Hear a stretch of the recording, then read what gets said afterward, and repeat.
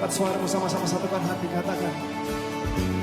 We give you glory, we give you honor, we give you praise for all that you are. We give you glory, we give you honor, we give you praise. Gloria, we give you glory, we give you honor, we give you praise for all that you are. We give you glory, we give you honor, we give you praise.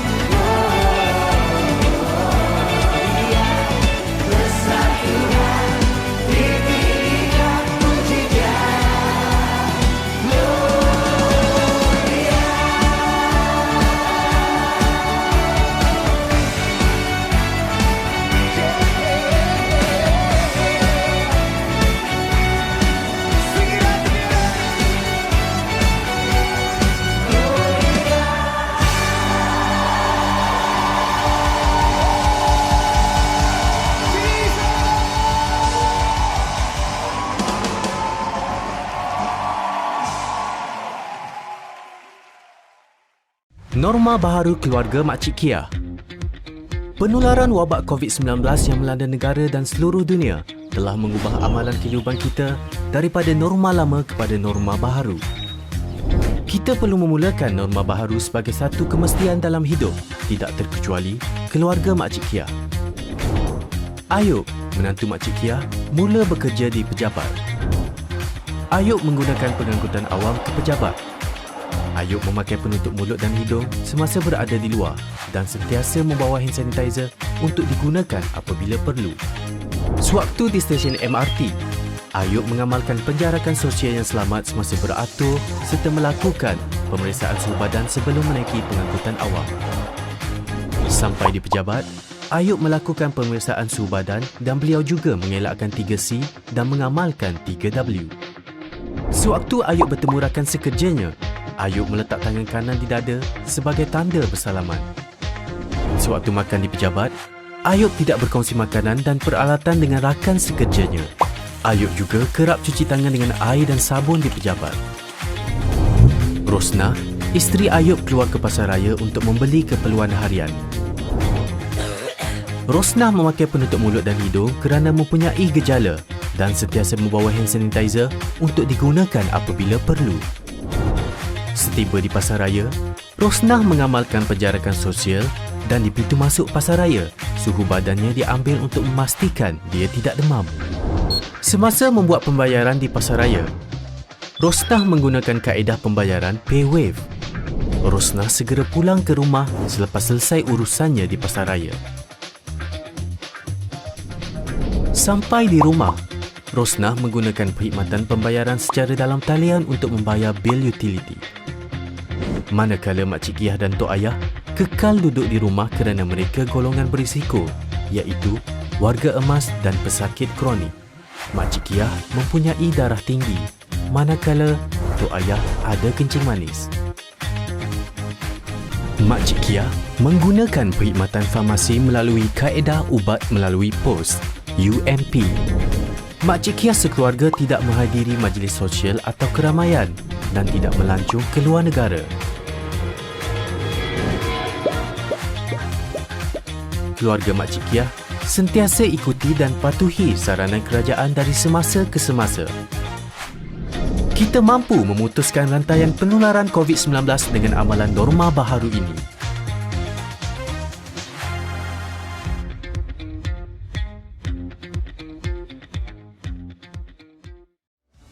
Datang bawa pujian, bersama memuji-Mu Tuhan, satukan suara dan nyanyikan.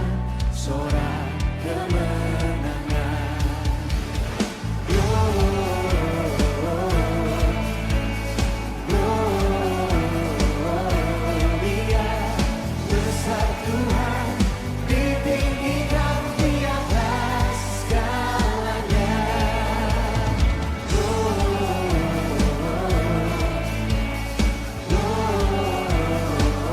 Gloria, besar Tuhan ditinggikan pujinya. Gloria.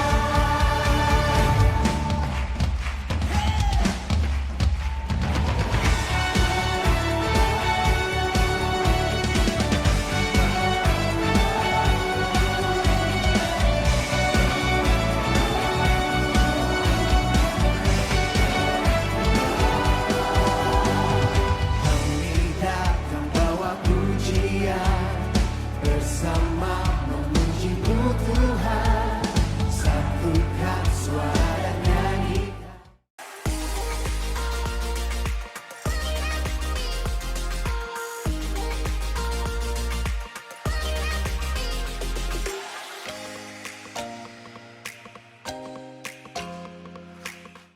Selamat datang ke ibadah dalam talian FCC. Sebentar lagi kita akan memulai ibadah kita pada hari ini. Pastikan anda mengikuti ibadah ini sehingga selesai. Untuk memaksimumkan ibadah dalam talian hari ini, sila ikuti panduan berikut. Siapkan hati kita dengan minda yang benar, iaitu beribadah. Marilah kita berpakaian kemas seperti kita beribadah di gereja. Hindarilah gangguan lain seperti melakukan aktiviti-aktiviti harian sepanjang ibadah, serta memastikan telefon anda dalam mod senyap dan sebagainya.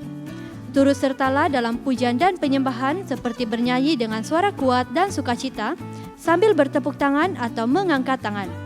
Meresponi khotbah firman seperti mengatakan amin, mengambil nota dan sebagainya. Selamat beribadah. Shalom saudara-saudari, kita bersyukur kepada Tuhan karena sekali lagi kita dapat beribadah bersama-sama di hari ini. Dimanapun Anda berada, dengan siapapun Anda beribadah bersama-sama, kami mengharapkan supaya Anda dapat menikmati hadirat Tuhan di tempat ini. Amin. Mari kita sama bangkit berdiri, kita mau memulakan ibadah kita. Saudara-saudari, Tuhan beserta kamu. Saya gembira bila mereka berkata kepada saya, hai, marilah kita menyanyi kepada Tuhan. Allah itu roh. Kemuliaan kepada Allah Bapa, Anak, dan Roh Kudus.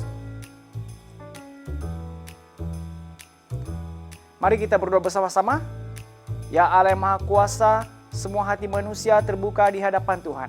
Semua keinginannya diketahui oleh-Mu, dan daripada-Mu tiada rahasia yang tersembunyi. Sucikanlah niat hati kami dengan ilham Roh Kudus-Mu, supaya kami boleh mengasihi-Mu dengan sempurna dan memuliakan nama-Mu yang kudus dengan selayaknya, melalui Yesus Kristus Tuhan kami. Amin. Oh, haleluya. Kau Allah yang dahsyat, kami muliakan, kami tinggikan, dan kami agungkan Engkau Tuhan. Haleluya Tuhan. Haleluya. Hey.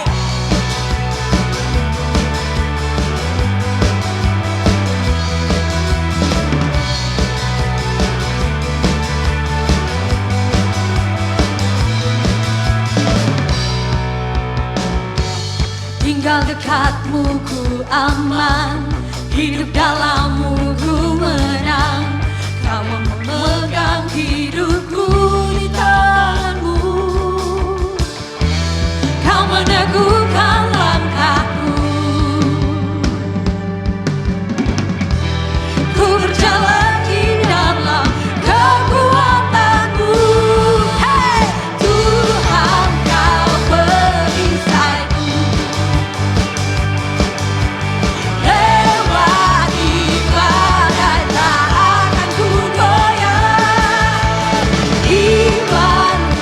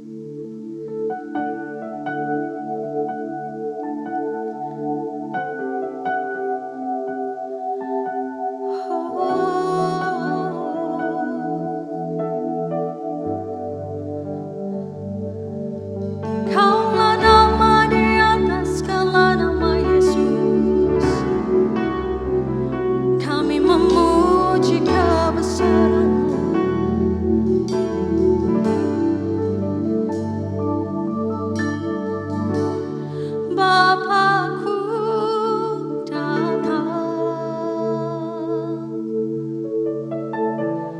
menyembahmu di sini. Ku percaya kau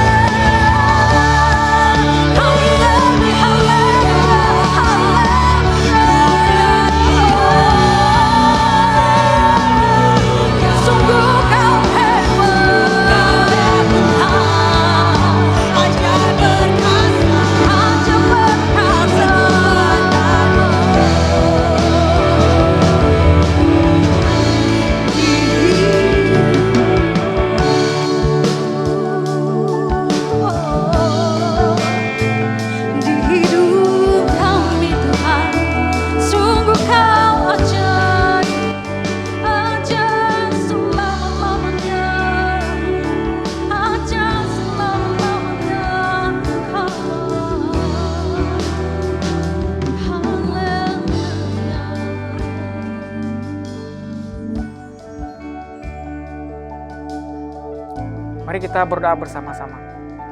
Bapa kami di surga, kami berdoa untuk Faith kanak-kanak di gereja kami, agar mereka membesar, takut, dan percaya akan Engkau, dan menjadi berkat kepada keluarga mereka, dan menjadi saksi yang memuliakan Tuhan Yesus dimanapun anak-anak ini berada.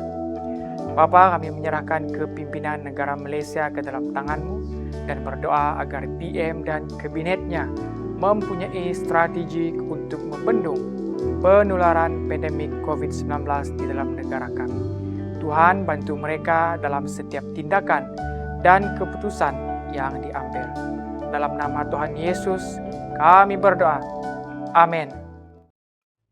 Shalom semua, apa kabar semua? Selamat tahun baru dan selamat datang ke ibadah secara dalam talian BMFCC. Kami mengalu-alukan kedatangan Anda semua, khusus sekali kawan baru yang pertama kali hadir ke ibadah FCC pada hari ini. Sekiranya Anda pertama kali datang ke ibadah FCC, Anda boleh mengimbas kod QR Keratan Komunikasi yang tertera dalam skrin. Dan Anda juga boleh melayari laman sesawang gereja www.ilovefcc.com. Kami juga ingin mendorong semua jemaat Tuhan untuk mengikut sel yang berdekatan dengan Anda. Di dalam sel kita akan dapat belajar bersama tentang firman Tuhan, mengungsikan kebaikan Tuhan, memuji menyembah Tuhan, dan kita juga boleh saling mendorong, mendoakan, dan menguatkan antara satu dengan yang lain. Jadi ini tahun kita jangan kasih tinggal siapa-siapa, kita sama-sama terus mendekat dengan Tuhan. Anda juga boleh mengimbas kod QR yang tertera pada skrin Anda untuk mengetahui sel yang berdekatan dengan Anda atau ingin menyertai kelompok sel. Jom ke sel! Seterusnya, sekiranya Anda belum dibaptis dan mahu menyerahkan diri Anda untuk dibaptis, menerima Yesus sebagai Tuhan dan Juru Selamat, Anda boleh memaklumkan kepada pemimpin sel atau menghubungi pihak gereja, dan Anda juga boleh mengimbas kod QR yang tertera pada skrin Anda, dan Anda akan mengikuti kelas permulaan tepat 1. Kita sudah pun memasuki tahun baru 2021 dan ada banyak kebaikan dan berkat Tuhan yang kita sudah lihat dan juga kita sudah terima pada tahun lalu. Dan tahun ini Tuhan akan menyediakan yang lebih lagi untuk kita semua. Firman Tuhan berkata di dalam Maliaki pasal 3 ayat 10. Bawalah seluruh persembahan 1/10 kamu ke dalam perbendaharaan supaya ada makanan di baitku. Kemudian ujilah aku dalam hal ini. Firman Tuhan alam semesta, adakah aku tidak membuka bagimu tingkap-tingkap di langit dan mencurahkan berkat kepadamu sampai tiada tempat yang memadai menampungnya. Oleh itu, saya mendorong kita semua untuk memberi yang terbaik bagi Tuhan.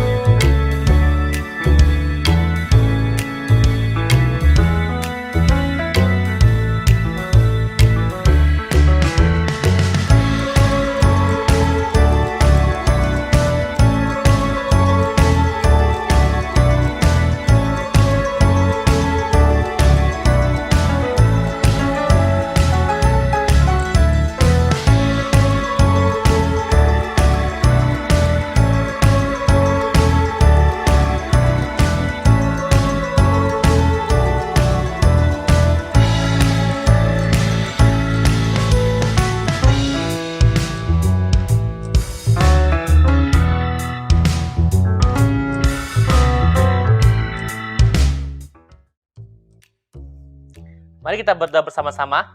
Tuhan, Engkau besar dan berkuasa, mulia, indah, serta agung. Segala yang di langit dan di bumi ialah milik-Mu. Segala sesuatu adalah pemberian daripada-Mu. Kami ini hanya memulangkan kepadamu apa yang sememangnya milik-Mu. Amin. Jemaat Tuhan, mari kita siapkan hati untuk mendengar pembacaan Alkitab dan khotbah. Pembacaan firman Tuhan diambil daripada Roma pasal 1 ayat 1 hingga 6. Roma pasal 1 ayat 1. Daripada Paulus, hamba Kristus Yesus yang dipanggil untuk menjadi rasul dan dipilih khas untuk menyebarkan Injil daripada Allah. Injil ini telah dijanjikannya dahulu melalui nabi-nabinya, sebagaimana tersurat dalam kitab suci, yaitu tentang anaknya. Sebagai manusia, dia telah dilahirkan daripada keturunan Daud. Namun dengan Roh Kudus, dia telah diisytiharkan melalui kuasa yang besar sebagai anak Allah, yaitu dengan kebangkitannya daripada kematian. Dialah Yesus Kristus Tuhan kita. Melalui Yesus Kristus dan demi namanya, kami diberi kasih kurnia dan jawatan rasul untuk menyuruh manusia daripada segala suku bangsa supaya taat dalam iman kepadanya. Kamu juga termasuk dalam golongan itu, karena Allah telah memanggilmu menjadi milik Yesus Kristus. Demikianlah firman Tuhan. Mari kita semua berdiri untuk pembacaan Injil. Injil Kudus dari Tuhan kita Yesus Kristus menurut Markus pasal yang pertama ayat yang keempat hingga yang ke-11. Bersama, kemuliaan kepadamu Tuhan Yesus. Markus pasal yang pertama ayat yang keempat. Demikianlah Yohanes muncul di gurun, membaptis orang dan mengkabarkan satu baptisan pertaubatan untuk pengampunan dosa. Ramailah orang yang datang dari Yudea dan Yerusalem untuk mendengar kata-kata Yohanes. Mereka mengakui dosa mereka lalu dibaptis oleh Yohanes di sungai Yordan. Yohanes memakai pakaian yang dibuat daripada bulu unta dan tali pinggangnya daripada kulit. Dia makan belalang dan madu gurun. Inilah beritanya, seorang yang lebih besar daripadaku akan datang selepasku. Tali kasutnya pun tidak layak kuurai. Aku membaptismu dengan air, tetapi dia akan membaptismu dengan Roh Kudus. Kemudian Yesus datang dari Nazaret di Galilea, lalu dibaptiskan oleh Yohanes di sungai Yordan. Ketika Yesus keluar dari sungai itu, dia melihat langit terbuka dan Roh Kudus seperti burung merpati turun hinggap ke atasnya. Lalu kedengaran suara dari syurga, Engkaulah anakku yang kukasihi, dan denganmu aku berkenan. Inilah Injil Kristus. It is so good to be back in church again. Sangat baik dapat kembali ke gereja. I've been away for a month, Saya sudah bercuti selama 1 bulan but it is good to be back. dan sangat baik dapat kembali lagi. And it is especially good because I'm able to bring to you the Word of God. Dan lebih baik karena pada hari ini saya dapat membawakan firman Tuhan kepada kita semua. Today I am going to speak to you entitled God's Spell. Hari ini saya akan membawakan firman Tuhan yang bertajuk Berita Baik. Gospel. Amen. Iya. Gospel is actually a movie based on the Gospel of Matthew. Gospel ini adalah sebenarnya sebuah cerita yang berdasarkan buku Matius. It is an Old English word which means good news. Ia adalah sebuah perkataan Inggris yang lama yang membawa maksud berita baik. In the Greek, it means a reward for bringing good news. Dan dalam Yunani, ia bererti hadiah ketika membawa berita baik. Let us pray. Mari kita berdoa. Father God, we want to thank you for the book of Romans. Bapa di syurga, kami ingin bersyukur untuk buku Roma. We ask, Lord, that you will open your word to us. Kami berdoa Tuhan supaya Engkau membukakan firman-Mu kepada kami. Help us, Lord, to have understanding. Tolonglah kami Tuhan supaya kami boleh mengerti. Give us the willingness to learn from you. Dan berikanlah kami kesanggupan supaya kami mahu belajar daripada Engkau. Help us, Lord, to grow in maturity in you. Dan tolonglah kami Tuhan supaya kami boleh menjadi matang dalam Engkau. Take away all disturbances from our minds. Tuhan, jauhkanlah semua perkara-perkara yang mengacau fikiran kami. Help us, Lord, to hear you speak to us. Dan tolonglah kami supaya kami boleh mendengar Engkau berbicara kepada kami. Speak into our minds and speak into our hearts and speak into our lives today. Tuhan, berbicaralah kepada minda kami, hati kami, dan hidup kami pada hari ini. We thank you and we praise you in Jesus' name. Kami bersyukur dan memuji Engkau dalam nama Yesus. For Christians, the good news is the story of the birth, the death, and the resurrection of the Lord Jesus Christ. Untuk orang Kristen, berita baik adalah sebuah cerita tentang kelahiran Yesus, kematiannya, dan kebangkitan Dia. Romans chapter 1 verse 16 says, "It is the power of God for salvation to those who believe." Dalam Roma pasal 1 ayat 16, Injil adalah kuasa daripada Allah untuk menyelamatkan setiap orang yang beriman. When a person believes in the Lord Jesus Christ, we usually ask them to read the Gospel of John. Ketika orang pertama-tama kali menerima Yesus dalam kehidupan mereka, kita akan meminta mereka untuk membaca buku Yohanes. As we grow in the understanding of who God is, we want to also mature and also increase our understanding of who God is. Ketika kita semakin matang dalam iman kita, kita juga ingin menjadi lebih matang dalam kefahaman kita tentang siapakah Tuhan itu. The book of Romans is the most complete and concise writing of our faith. Buku Roma adalah buku yang paling sempurna dan tempat bertulis tentang iman.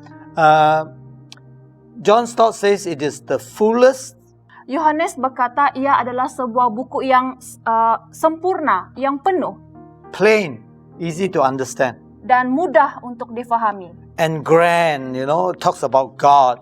Dan ia berbicara tentang kebesaran, tentang Tuhan. It is the most complete book on our faith in the New Testament. Ia adalah buku yang paling sempurna bertulis tentang iman kita dalam Perjanjian Baru. It talks about freedom in Jesus Christ. Ia bercakap tentang kebebasan kita dalam Yesus Kristus. Freedom from the anger of God. Kita dibebaskan daripada kemurkaan Tuhan. Freedom from ungodliness.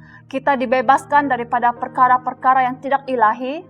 Freedom from condemnation of the law. Kita dibebaskan daripada kutuk hukum. Freedom from death and decay. Kebebasan daripada kematian. Freedom to give ourselves in service to God.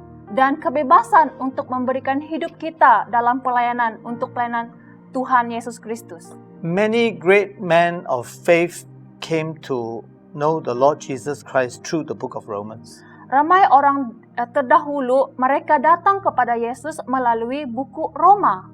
Some of them have to have their thinking changed through the reading of the book of Romans. Ada sesetengah daripada mereka, pikiran mereka diubahkan ketika mereka membaca buku Roma. Augustine, the Bishop of Hippo, was one of those. Bishop Augustine of Hippo adalah salah seorang daripadanya. He was struggling with his sexual passion. Dia sangat bergelut dalam kenafsuan dia, nafsu. He was in the garden and he threw himself under a tree and he started to cry. Ada satu masa dia di taman dan di bawah satu pokok dan dia menangis. And then he heard a voice saying, "Pick up and read." Kemudian dia mendengar satu suara yang bercakap, "Ambil dan baca." He went back to his Bible. Dan dia pergi mengambil Alkitabnya. And he started to read from where he left. Dan dia mula baca daripada mana yang dia tinggalkan. He was reading from the book of Romans chapter 13 verse 13 and 14. Dan dia baca dalam buku Roma pasal 13 ayat 13 hingga 14. It reads, "Let us behave decently as in the daytime, not in orgies and drunkenness, not in sexual immorality and debauchery, not in dissension and jealousy. Rather, clothe yourself with the Lord Jesus Christ and do not think about how to gratify the desires of sinful nature." Ikutlah tingkah laku yang wajar, sebagaimana orang berjalan pada siang hari. Jangan berpesta liar dan mabuk, jauhi noda dan pencabulan. Singkirkan pegaduhan dan iri hati, kenakan Tuhan Yesus Kristus sebagai kelengkapan senjata dan jangan hidup mengikut sifat tabii untuk memuaskan hawa nafsu. He wrote in his book called The Confessions. Dan dia tulis dalam satu buku yang bertajuk Confession. He says, "It seems like a light shine into my heart. Dan dia tulis sana, sepertinya ada satu sinar yang bersinar dalam hati He saya. says that all the doubts that he had were completely wiped out. Dan semua ketidakpastiannya semua dihilangkan. And he went on to become one of the youngest and greatest leader of the early church. Dan dia menjadi seorang pemimpin yang muda dan yang hebat pada gereja awal. Martin Luther, the founder of the Lutheran Church, Martin Luther, dia adalah seorang pengasas gereja Lutheran. he was a monk. Dia adalah seorang sami. He was angry with God because God seemed to be a terrifying judge than a merciful savior. Dia sangat marah kepada Tuhan sebab kelihatannya Tuhan itu seperti seorang hakim yang menakutkan lebih daripada seorang penyelamat yang penuh dengan kasih. He was meditating on the book of Romans, chapter 1 and verse 17. Dan kemudiannya dia meditasi dalam buku Roma pasal 1 ayat 17. It says, For in the gospel the righteousness of God is revealed, a righteousness that is by faith from first to last, just as it is written, the righteous will live by faith. Kerana di dalamnya perbenaran Allah dinyatakan dari iman ke iman, sebagaimana tersurat dalam kitab suci, orang benar akan hidup dengan iman.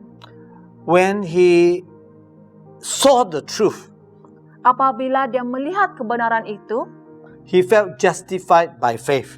dan dia rasa dia dibenarkan kerana iman. He felt that he was reborn, Dan dia rasa dia dilahirkan semula. and it became a gateway for him into heaven. Dan ia menjadi satu pagar jalan untuk dia pergi ke syurga. He thought that the Bible is the source of the authority. Dan dia juga berfikir bahawa Alkitab adalah satu buku sumber kekuasaan, authority. And that salvation is by faith and not by deeds. Dan penyelamatan itu daripada iman, bukannya daripada perbuatan.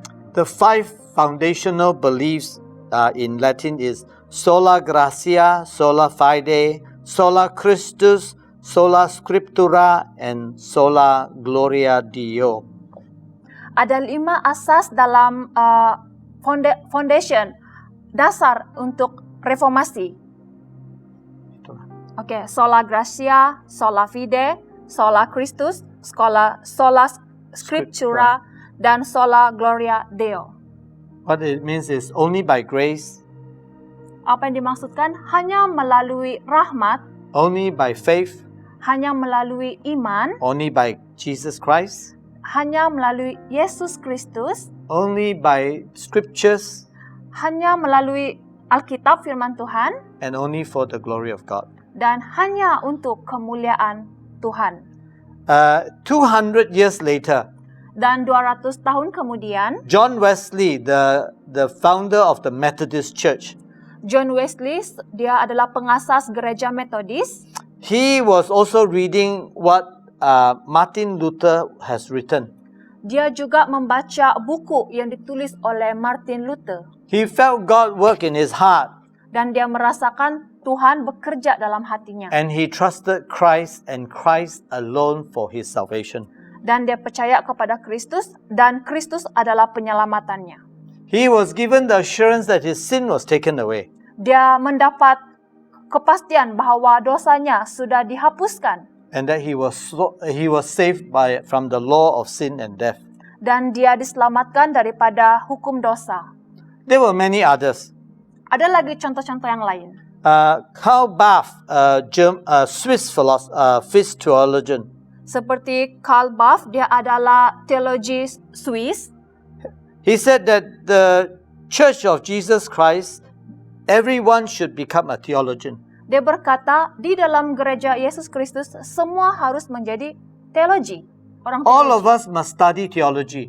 Semua kita harus belajar teologi. We must know who God is. Kita harus tahu siapakah itu Tuhan. There should be no one in the church who is not a study of God. Dan tidak ada seorang pun di dalam gereja yang tidak belajar Alkitab. Semua harus belajar tentang Tuhan. I am confident that at the end of this series on the book of Romans, all of us will become theologians. Dan saya yakin apabila kita sampai ke akhir buku Roma nanti yang kita belajar, kita semua akan menjadi ahli teologi, semua belajar Alkitab. The chief purpose is to know God. Kunci utama adalah untuk mengetahui tentang Tuhan. And when we know who He is, to enjoy Him. Dan apabila kita kenal siapa Dia, kita akan ada hubungan, kita nikmatinya. Let us look at the book of Romans chapter 1 and verse 1. Mari kita lihat dalam buku Roma pasal 1 ayat 1. It says, Paul, a servant of Jesus Christ, called to be an apostle and set apart for the gospel of God. Daripada Paulus, hamba Kristus Yesus yang dipanggil untuk menjadi rasul dan dipilih khas untuk menyebarkan Injil daripada Allah. We must understand that in those days, that when you write to somebody, you first introduce who you are. Kita harus paham pada waktu itu ketika kita menulis sesuatu, kita harus memperkenalkan diri. Siapakah kita? Paul has never been to Rome. Paulus, dia tidak pernah pergi Roma. But he has heard of the faith and the deeds of the Romans. Tetapi dia mendengar tentang iman dan perbuatan orang Roma. It is likely that he was writing from the city of Corinth.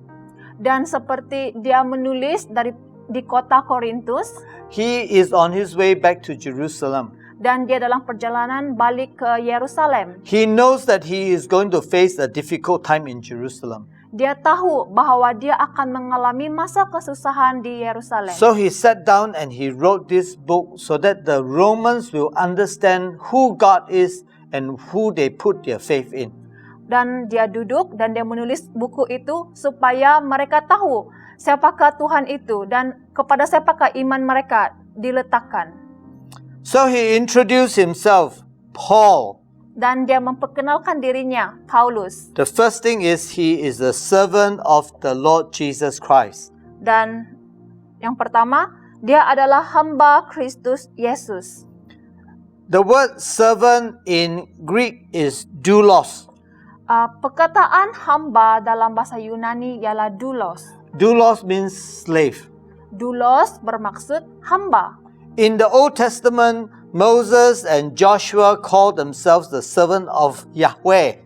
Di Perjanjian Lama, Musa dan Yosua dipanggil sebagai hamba Tuhan, hamba Yahweh. The nation of Israel is the servant of God. Bangsa Israel adalah hamba Tuhan. In the New Testament, we become the slave of the Lord Jesus Christ. Dan dalam buku Perjanjian Baru, kita menjadi hamba kepada Yesus Kristus. But it is not only restricted to the Jews. Tetapi ia bukannya hanya terhad kepada orang Yahudi. Both Jews and Gentiles are servants of God. Orang Yahudi dan orang bukan Yahudi sama-sama adalah hamba Tuhan. We have an example in where the angel appeared before Mary.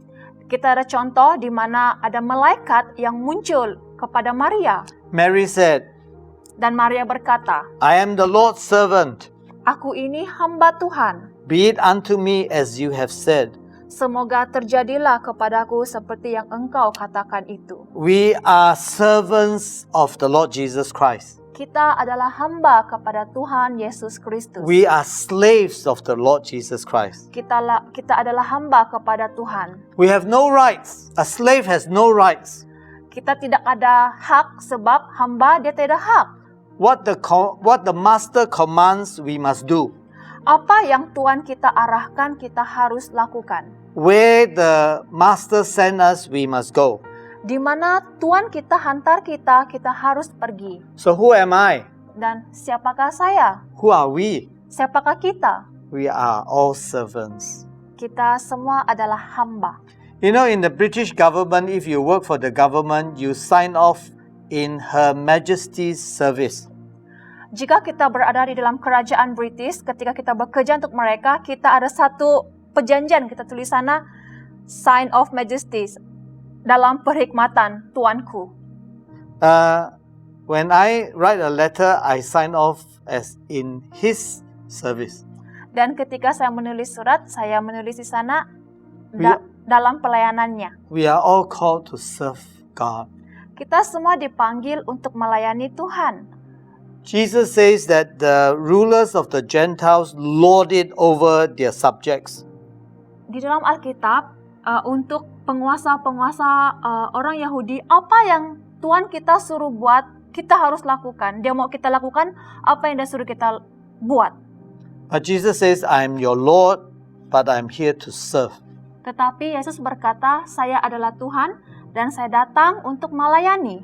Whoever wants to be the greatest must be the servant of all. Siapa yang mau menjadi terbesar harus menjadi hamba kepada semua. I am here to serve. Saya di sini untuk melayani. Number 2, Yang kedua, Paul is called to be an apostle. Paulus dipanggil untuk menjadi rasul. What is an apostle? Apakah itu rasul? Apostle is like an ambassador. Rasul itu mereka seperti duta. You are sent and you represent your country. Anda dihantar dan Anda sebagai duta negara Anda. You speak on behalf of that country. Anda bercakap bagi pihak negara Anda. Paul was called to be an apostle of Jesus Christ. Paulus dipanggil untuk menjadi rasul kepada Yesus Kristus. The word apostle gives us a title of great authority. Perkataan rasul membawa maksud tentang authority yang besar, kekuasaan yang besar. It is a title of great honor. Ia adalah sebuah title, sebuah tajuk tentang kehormatan yang besar. It gives him official status of great privilege.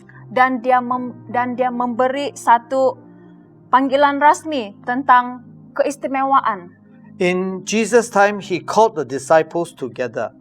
Pada masa Yesus, dia memanggil murid-muridnya bersama-sama. And he appointed 12 of them to be apostles. Dan dia melantik 12 daripada mereka untuk menjadi rasul. Yes, correct.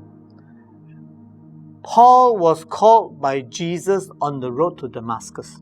Paulus dipanggil kepada Yesus ketika dia dalam perjalanan ke Damaskus. He was called to be an apostle to the Gentiles.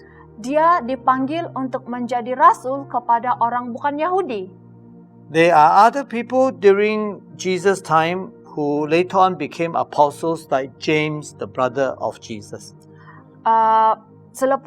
Beberapa waktu kemudian, ada beberapa orang juga yang dipanggil menjadi rasul seperti Yakobus dan saudara-saudaranya. Apostle is called by Jesus. Rasul dipanggil oleh Yesus. You are set apart for the gospel of God. Anda dikhususkan untuk berita baik. Matthew tells us that many are called, but few are chosen. Matius bercakap ada ramai yang dipanggil tetapi sedikit yang dipilih.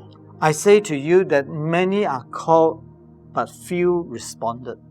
Saya katakan kepada Anda kerana ramai yang dipanggil tetapi sedikit yang memberi respon. I want to ask you, have you been called? Saya ingin bertanya kepada Anda, adakah Anda sudah dipanggil? What is your response to this call?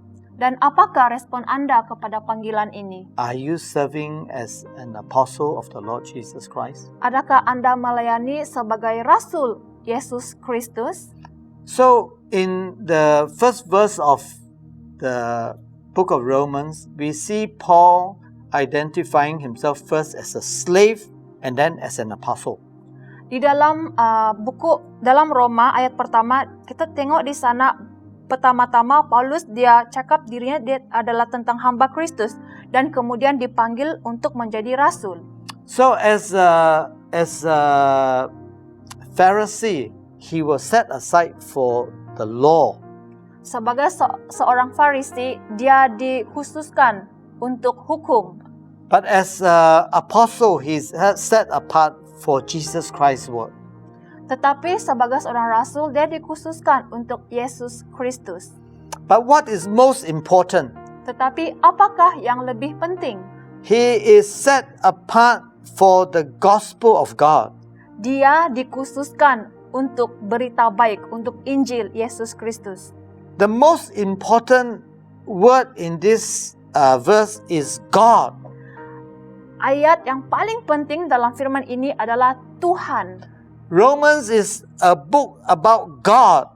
Roma adalah buku tentang Tuhan. Everything that Paul teaches is about God. Semua yang Paulus ajarkan adalah mengenai Tuhan. The Christian good news is the gospel of God. Berita baik orang Kristen adalah Injil tentang Tuhan. The apostles did not invent it. Para rasul bukan mereka yang membuatnya. It was revealed and entrusted to them by God. Ia didedahkan kepada mereka dan dipercayakan kepada mereka daripada Tuhan. The Bible begins and ends with God. Alkitab bermula daripada Tuhan dan akhir pun Tuhan. In between, God came down and became man, Emmanuel. Dan pertengahannya, Tuhan dia turun ke dunia dan menjadi manusia, Immanuel. God came into the world as a man to save man from his sin. Tuhan datang ke dunia dan untuk menjadi manusia untuk menyelamatkan kita daripada dosa. He came to save us, Dia datang untuk menyelamatkan kita, to reconcile us back to himself. agar perhubungan kita dipulihkan kembali bersama Bapa di surga. This is the most important good news that we have to share. Ini adalah berita baik yang paling penting. Kenapa kita harus kongsikan kepada orang lain? This is the gospel of God. Ini adalah Injil tentang Yesus Kristus. This is God's good news for a world that is lost. Ini adalah berita baik daripada Tuhan kepada dunia yang terhilang. The origin of the gospel is God. Permulaan firman adalah Tuhan. The good news is God is here for you. Berita baik tentang Tuhan ada di sini Put untuk Anda. your trust in Him. Letakkan kepercayaan Anda kepadanya. Live a life for Him. Hiduplah untuk Dia. Do what pleases Him. Lakukan apa yang menyenangkan hatinya. Amen. Amin.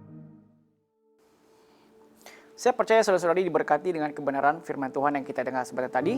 Mari kita semua bangkit berdiri, kita mengakui iman naisihin bersama-sama. Saya percaya kepada Allah yang Esa, Bapa yang Maha Kuasa, Pencipta langit dan bumi, yang dapat dilihat dan tidak dapat dilihat. Saya percaya kepada Tuhan Yesus Kristus, Anak Tunggal Allah, yang kekal diperanakan oleh Bapa. Allah daripada Allah, terang daripada terang. Allah benar daripada Allah benar. Dia diperanakan bukan dijadikan, sebab dia satu dengan Bapa. Maka segala sesuatu dijadikan olehnya, untuk kita manusia dan untuk keselamatan kita.